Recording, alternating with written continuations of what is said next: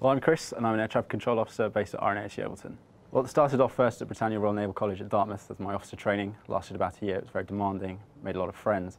And then moved on to RAF Shawbury for my professional training at the Central Air Traffic Control School, which lasted about 8 months before coming to Yeovilton and starting my CFC Certificate of Competency training, and that lasted about a year. The main role of my job is to provide a safe environment for naval aviators to operate tactically and basically practice what they need to do in wartime situations back here in England, making sure that they're integrated safely in civilian airspace.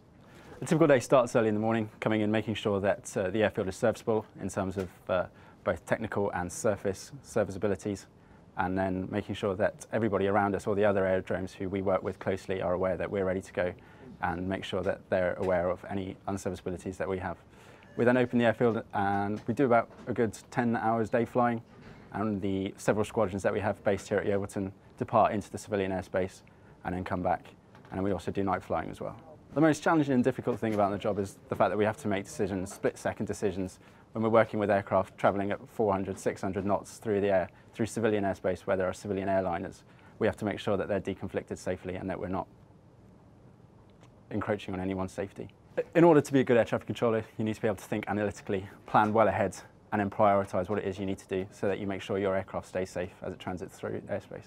Most rewarding is when you get that buzz, when you know that you've worked hard and you walk away from the task thinking, yeah, that really required something, that required some thought.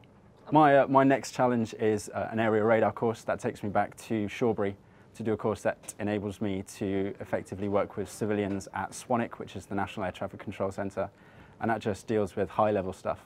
Having done a terminal course here now at Yeovilton or at Caldrose, that would be the next stage that you do.